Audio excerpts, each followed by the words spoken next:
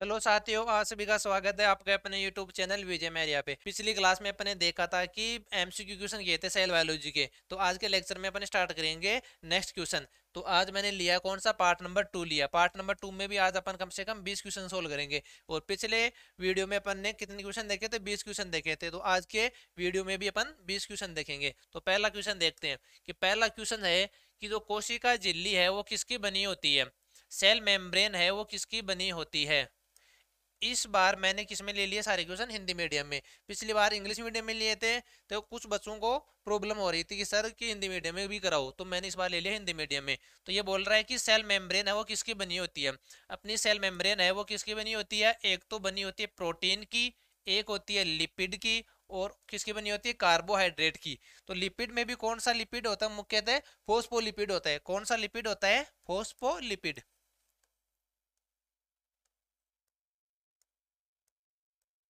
Phospholipid. तो देख लो, protein की, लिपिड और कार्बोहाइड्रेट। लिपिड में भी कौन सा होता है? फोस्फोलिपिड होता है। तो अब देख लो आंसर, प्रोटीन्स एंड सेल्यूलोज की ना, सेल्यूलोज की नहीं, पहला ऑप्शन गलत हो गया। दूसरा, प्रोटीन और कार्बोहाइड्रेट, सॉरी प्रोटीन और फोस्फोलिपिड, ये सही है। ये भी थर्ड ऑप्शन चेक लेते हैं एक बार, प्रोटीन और कार्बोहाइड्रेट, ये भी सही है। और फोर्थ ऑप्शन दे रखा है कि प्रोटीन की, फोस्फोलिपिड की और कार्बोहाइड्रेट से। तो तो कौन सा ऑप्शन ज्यादा सही रहेगा अपने लिए? फोर्थ आंसर किसके लिए? ये प्रोटीन की बनी होती है, फोस्फोलिपिड और कार्बोहाइड्रेट। आंसर नंबर फोर्थ हो जाएगा। अब देखते हैं नेक्स्ट क्वेश्चन। नेक्स्ट क्वेश्चन दे रखा है कि जो अपनी प्लाज्मा मेम्ब्रेन किसकी उपस्थिति के कारण तरल संरचना होती है। जो अपनी प्लाज्मा मेम्ब्रेन है, किसके प्रेजेंस के कारण वो तरल संरचना दिखाई देती है? किसके कारण दिखाई देती है? वो लिपिड्स के कारण। किसके कारण? लिपिड्स के कारण उपस्थित होती है। लिपिड्स के कारण क्या होती है? वो तरल संरचना होती है। आंसर नंबर हो जाएगा इसका सेकंड, तरल, सॉरी लिपिड के कारण क्या होती है? तरल संरचना होती है।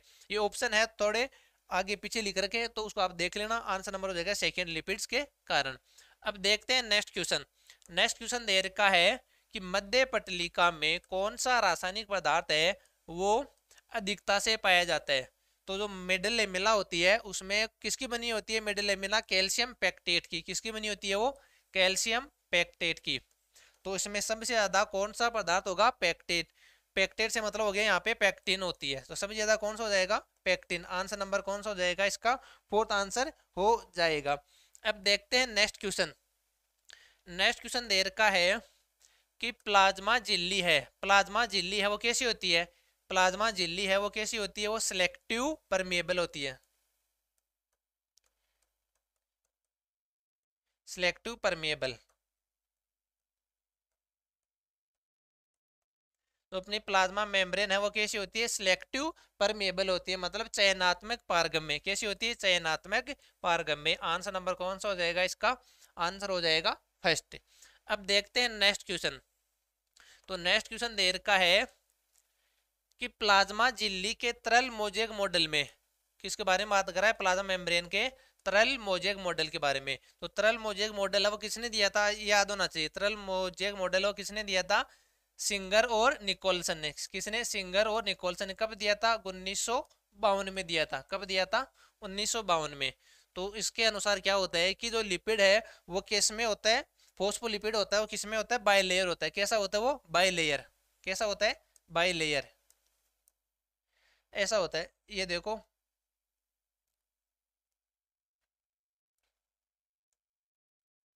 कैसा होता है? फोस्फोलिपिड की कैसी होती है? बाई लेयर होती है। कैसी लेयर होती है? बाई लेयर, मतलब द्वि लेयर ये होता है। ये गई इसकी फोस्फोलिपिड की, ये क्या है? टू लेयर है। तो जो ये होता है, ये भाग कौन सा होता है? हेड भाग होता है। ये कौन सा भाग होता है? हेड। और जो ये भाग है वो कौन सा है? टेल भाग है। ये भाग है टेल। जो हेड है वो किसका बना होता है? पोलर। हेड भाग वो कैसा होता है? पोलर।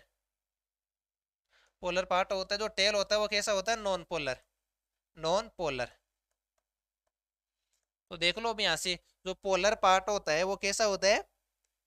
वो हेड भाग है वो कैसा होता है? पोलर होता है। और वो कैसा होता है? हाइड्रोफिलिक होता है। जो पोलर भाग होता है वो कैसा होता है? हाइड्रोफिलिक। कैसा होता है? हाइड्रोफिलिक। हाइड्रोफिलिक। और जो नॉन पोलर टेल भाग होता है वो कैसा होता है? हाइड्रोफोबिक। कैसा होता है? हाइड्रोफोबिक। हाइड्रोफोबिक। तो देख लो ऑप्शन ऑप्शन दे रखा है कि ऊपरी परत है वो, ऊपरी परत मतलब ये आउटर लेयर, तो ये भाग यह किस साइड में होता है, हेड है वो किस साइड में होता है, ये आउटर भाग में होता है, किस साइड में होता है, आउटर भाग में, और टेल है वो किस साइड में होता है, इनर साइड में होता है, इनर। तो ये बोल रहा है ऊपरी परत है वो कैसी होती है, अध्रुवीय। ऊपरी परत कौन सी होती है, हेड होती है, हेड है वो कैसी होती है, पोलर होती है। जबकि इसने क्या बोल रहा है कि ये अध्रुवीय ना, नॉन पोलर नहीं होती, कैसी होती है, पोलर होती है। फिर देर का है कि इसकी ध्रुवीय परत है वो जल विरागी होती है। तो पोलर पार्ट है वो कैसी होती है, हाइड्रोफिलिक होती है, कैसी होती है, जल रागी होती है, ना कि जल विरागी होती है। तो ध्रुवीय परत तो कैसी होती है, हाइड्रोफिलिक। हाइड्रोफिलिक से मतलब हो गया ये जल रागी होती है, ना कि विरागी। तो ये ऑप्शन भी क्या हो गया, गलत हो गया, पहला भी गलत, दूसरा भी गलत। अब देख लेते हैं कि फोस्फोलिपिड है वो मध्य में एक द्विआण्विक परत बनाते हैं। जो फोस्फोलिपिड है, ये फोस्फोलिपिड की तो कैसी है, ये बाई लेयर है, कैसी है, बाई लेयर है, कैसी लेयर, ये बाई लेयर है। तो आंसर कौन सा हो जाएगा इसका, आंसर नंबर हो जाएगा थर्ड आंसर हो जाएगा इसका। तो प्लाज्मा मेम्ब्रेन के तरल मोजेक मॉडल के अनुसार फोस्फोलिपिड की कैसी होती है, बाई लेयर होती है, आंसर नंबर थर्ड हो जाएगा। अब देखते हैं नेक्स्ट क्वेश्चन। नेक्स्ट क्वेश्चन दे रखा है कि पादप कोशिका झिल्ली का मुख्य लिपिड घटक कौन सा होता है, मुख्य लिपिड घटक है वो कौन सा होता है, कौन सा होता है, फोस्फोग्लिसराइड, कौन सा होता है, फोस्फोग्लिसराइड। आंसर नंबर कौन सा हो जाएगा इसका, फोर्थ हो जाएगा, आंसर नंबर कौन सा होगा, फोर्थ होगा। ये आगे पीछे लिख रखा है वो आपको देख लेना कि ये थर्ड यहाँ पे आएगा, फोर्थ आएगा, थोड़ा नीचे आएगा। तो ये हो जाएगा आंसर नंबर फोर्थ, कौन सा, फोस्फोग्लिसराइड। अब देखते हैं नेक्स्ट क्वेश्चन। नेक्स्ट क्वेश्चन दे रखा है कि माइट्रोकॉन्ड्रियल डीएनए, जो माइट्रोकॉन्ड्रियल डीएनए होता है वो कैसा होता है। माइट्रोकॉन्ड्रिया होता है उसके पास क्या होता है, खुद का डीएनए होता है, क्या होता है, डीएनए होता है। तो कैसा होता है, डीएनए। माइट्रोकॉन्ड्रिया का डीएनए है वो कैसा होता है, एक तो नेक्ड होता है, कैसा होता है, नेक्ड होता है, डबल स्टैंडर्ड होता है, और कैसा होता है, सर्कुलर होता है, कैसा होता है वो, सर्कुलर। तो नेक्ड होता है, नग्न होता है, द्विरजुकी होता है, और क्या होता है, वर्ताकार होता है, सर्कुलर होता है। तो आंसर नंबर कौन सा हो जाएगा, फोर्थ, उपरोक्त सभी होता है माइट्रोकॉन्ड्रियल डीएनए। अब देखते हैं नेक्स्ट क्वेश्चन। नेक्स्ट क्वेश्चन दे रखा है कि किस कोशिकांग में हाइड्रोलाइटिक डाइजेस्टिव एंजाइम है वो अधिकता से पाए जाते हैं, किसमें पाए जाते हैं, किसमें पाए जाते हैं वो, लाइसोसोम में, किसमें, लाइसोसोम में पाए जाते हैं। हाइड्रोलाइटिक एंजाइम है वो किसमें पाए जाते हैं, लाइसोसोम में। अब देखते हैं नेक्स्ट क्वेश्चन। नेक्स्ट क्वेश्चन दे रखा है कि कौन सा कोशिका अंगक स्टीरॉइड्स का संश्लेषण करता है। स्टीरॉइड का संश्लेषण है वो कौन करता है, एंडोप्लाज्मिक रेटिकुलम, कौन सा, एंडोप्लाज्मिक रेटिकुलम। एंडोप्लाज्मिक रेटिकुलम में भी कौन सी एंडोप्लाज्मिक रेटिकुलम करेगी, स्मूथ एंडोप्लाज्मिक रेटिकुलम। कौन सी, स्मूथ एंडोप्लाज्मिक रेटिकुलम है वो स्टीरॉइड का क्या करती है, संश्लेषण करती है। तो आंसर देख लो, आंसर हो गया इसका endoplasmic reticulum, answer number first हो जाएगा। प्रोक्सीसोम ना, गोल्जी बॉडी ना, लाइसोसोम ना, answer number first endoplasmic reticulum. अगर ये पूछ ले कि कौन सी एंडोप्लाज्मिक रेटिकुलम होगी, रफ या स्मूथ, तो आपको कौन सा आंसर देना है, स्मूथ एंडोप्लाज्मिक रेटिकुलम है वो क्या करती है, स्टीरॉइड का संश्लेषण करती है। अब देखते हैं नेक्स्ट क्वेश्चन। नेक्स्ट क्वेश्चन दे रखा है कि कोशिका का शक्ति ग्रह, पावर हाउस ऑफ सेल किसे बोलते हैं, पावर हाउस सेल है किसको बोलते हैं अपन, माइट्रोकॉन्ड्रिया को, किसको बोलते हैं, माइटोकॉन्ड्रिया को, किसको बोलते हैं, माइटोकॉन्ड्रिया को। आंसर नंबर कौन सा हो जाएगा, सेकंड आंसर हो जाएगा। पावर हाउस ऑफ सेल है वो कोशिका का शक्ति ग्रह है, किसको बोलते हैं, माइट्रोकॉन्ड्रिया को बोलते हैं, आंसर नंबर सेकंड। अब देखते हैं नेक्स्ट क्वेश्चन। नेक्स्ट क्वेश्चन दे रखा है कि कोल्जी कॉम्प्लेक्स है उसका मुख्य कार्य है वो क्या होता है, गोल्जी कॉम्प्लेक्स होता है उसका मुख्य कार्य क्या होता है, वो क्या करता है, पदार्थों को क्या करते हैं, पैकेजिंग करता है, पे करता है। तो देख लो किण्वन ना, फॉस्फोरस, आंसर नंबर फोर्थ हो जाएगा इसका। ये श्रावण में सिक्रेशन के लिए क्या करता है, पदार्थों को पे करता है, पैकेजिंग के रूप में करता है उनको। अब देखते हैं नेक्स्ट क्वेश्चन। नेक्स्ट क्वेश्चन दे रखा है कौन सा कोशिकांग है वो ऑक्सीजन का उत्पादन करता है। तो ऑक्सीजन का उत्पादन है कौन करते हैं, सबसे पहले ये देखो रिलेट करो, ऑक्सीजन का उत्पादन कौन करते हैं, पेड़ पौधे, कौन करते हैं, पेड़ पौधे, पेड़ करते हैं। तो पेड़ों में भी कौन करता है, क्लोरोप्लास्ट, पेड़ों में क्या होता है, क्लोरोप्लास्ट। क्या होता है, क्लोरोप्लास्ट। तो क्लोरोप्लास्ट है वो क्या करता है, ऑक्सीजन का प्रोडक्शन करता है। तो ऑक्सीजन का उत्पादन है वो कौन करेगा, क्लोरोप्लास्ट। तो कौन सा कोशिकांग हो जाएगा, क्लोरोप्लास्ट। आंसर नंबर थर्ड हो जाएगा इसका। अब देखते हैं नेक्स्ट क्वेश्चन। नेक्स्ट क्वेश्चन दे रखा है कि किस पीएच पर लाइसोसोम के एंजाइम है वो सक्रिय होते हैं। लाइसोसोम में है वो डाइजेस्टिव एंजाइम पाए जाते हैं। अभी एक क्वेश्चन भी देखा था ना आपने भी, ये क्वेश्चन देखा था कि किस कोशिकांग में हाइड्रोलाइटिक एंजाइम पाए जाते हैं। तो हाइड्रोलाइटिक एंजाइम है वो किस में पाए जाते हैं, लाइसोसोम में। और कौन सी नेचर होती है उनकी, कौन सी नेचर में ज्यादा एक्टिव होते हैं, वो एसिडिक नेचर में। किसमें, एसिडिक नेचर में क्या होते हैं, वे ज्यादा एक्टिव होते हैं। तो कौन, तो उस एसिडिक नेचर के लिए उसकी पीएच है वो कितनी होती है, उसकी पीएच है लाइसोम के लिए एंजाइम जो सक्रिय होते हैं इनकी पीएच है वो कितनी होती है, 5 होती है। इनकी पीएच है पीएच 5 पर क्या होते हैं, ये एक्टिव होते हैं। तो आंसर नंबर हो जाएगा इसका फर्स्ट हो जाएगा, पीएच 5 पे एक्टिव होंगे। अब देखते हैं नेक्स्ट क्वेश्चन। नेक्स्ट क्वेश्चन दे रखा है कि चिकनी स्मूथ, चिकनी का मतलब स्मूथ, स्मूथ एंडोप्लाज्मिक रेटिकुलम की जालिका है वो उसका मुख्यतः किसकी बनी होती है। जो स्मूथ एंडोप्लाज्मिक रेटिकुलम है वो मुख्यतः है वो किसकी बनी होती है, नलिकाओं की, ट्यूबुल्स की बनी होती है। किसकी बनी होती है, छोटी छोटी ट्यूबुल्स की बनी होती है। तो आंसर नंबर हो जाएगा इसका सेकंड, नलिकाओं की बनी होती है। अब देखते हैं नेक्स्ट क्वेश्चन। नेक्स्ट क्वेश्चन दे रखा है कि क्लोरोप्लास्टों के भीतर क्लोरोफिल है वो कहाँ पाया जाता है।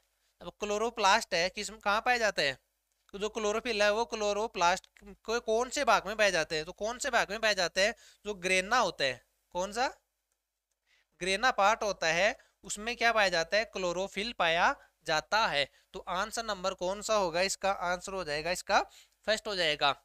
तो क्लोरोफिल है वो क्लोरोप्लास्ट में कहाँ पाए जाते हैं, ग्रेना भाग में पाए जाते हैं। अब देखते हैं नेक्स्ट क्वेश्चन। नेक्स्ट क्वेश्चन है कि डीएनए किसमें नहीं पाया जाता। डीएनए है वो किसमें नहीं पाया जाता, केंद्रक, केंद्रक में डीएनए पाया जाता है। माइट्रोकॉन्ड्रिया होता है उसमें भी क्या होता है, डीएनए होता है। क्लोरोप्लास्ट होता है उसमें भी क्या होता है, डीएनए होते हैं। राइबोसोम होता है उसमें क्या होता है, डीएनए नहीं पाया जाता। तो डीएनए है वो किसमें नहीं पाया जाता, राइबोसोम में। आंसर नंबर फोर्थ हो जाएगा इसका। अब देखते हैं नेक्स्ट क्वेश्चन। नेक्स्ट क्वेश्चन है कि माइट्रोकॉन्ड्रिया और हरित लवक को कोशिका का अंतः से जीवी, अंतः से जीवी कहा जाता है। क्यों कहा जाता है, डी माइट्रोकॉन्ड्रिया और जो क्लोरोप्लास्ट होता है उसमें क्या पाया जाता है, एक तो क्या पाया जाता है डीएनए, एक तो क्या पाया जाता है डीएनए, एक पाया जाता है आरएनए। डीएनए पाया जाता है, आरएनए पाया जाता है, और क्या पाया जाता है, राइबोसोम पाया जाता है। राइबोसोम पाया जाता है। तो ये क्या है कि ये दूसरे कोशिकांग होते हैं उन पर क्या होते हैं, पूर्ण रूप से क्या होते हैं, निर्भर नहीं होते हैं। तो उन्हें क्या बोलते हैं, अंतः से जीव बोलते हैं। तो इनमें देख लो, पहला ऑप्शन, उनका अपना न्यूक्लिक अम्ल होता है। न्यूक्लिक अम्ल होता है हाँ, क्योंकि इसमें डीएनए और आरएनए ये क्या है, न्यूक्लिक एसिड है। तो ये दोनों पाए जाते हैं किसमें, माइट्रोकॉन्ड्रिया और क्लोरोप्लास्ट में। तो इनका अपना न्यूक्लिक अम्ल होता है, ये बात सही है। सेकेंड ऑप्शन देखते हैं, इनमें एटीपी का संश्लेषण की क्षमता होती है। तो माइट्रोकॉन्ड्रिया है, जो माइट्रोकॉन्ड्रिया है वो तो क्या कर लेगा, एटीपी का संश्लेषण कर लेगा। लेकिन जो क्लोरोप्लास्ट है वो एटीपी का प्रोडक्शन नहीं करता है। वो किसका प्रोडक्शन करेगा, वो ग्लूकोज का करेगा। ये किसका करता है, ग्लूकोज का, ये ग्लूकोज का करेगा। और माइट्रोकॉन्ड्रिया वो किसका करेगा, एटीपी का संश्लेषण करेगा। तो दोनों तो नहीं करेंगे, तो ये स्टेटमेंट क्या हो जाएगा, गलत हो जाएगा। अब देखते हैं इनमें जनन, ये कोई अंतर से जीव से कोई संबंध नहीं है, जनन का, ये उपरोक्त से बिना। तो आंसर कौन सा हो जाएगा इसका, आंसर हो जाएगा फर्स्ट। उनका अपना क्या होता है, न्यूक्लिक अम्ल होता है, किसमें, क्लोरोप्लास्ट और माइट्रोकॉन्ड्रिया में।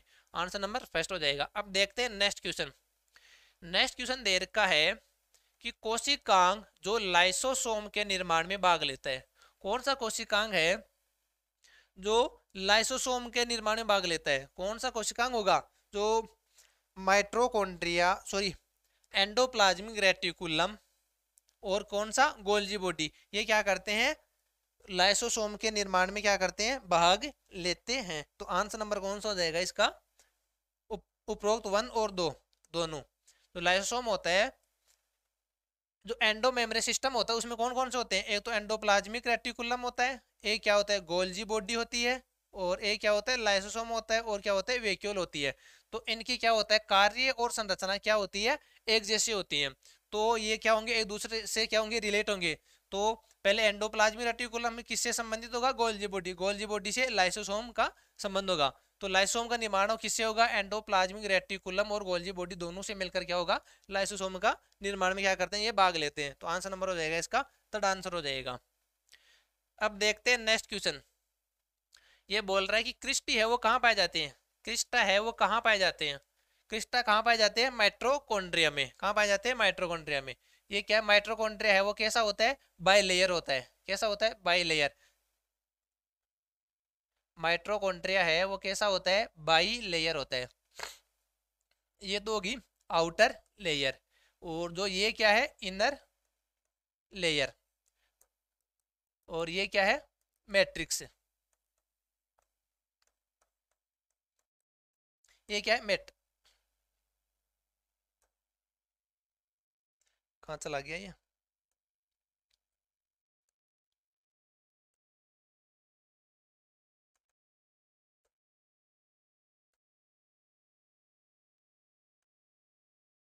ये रहा।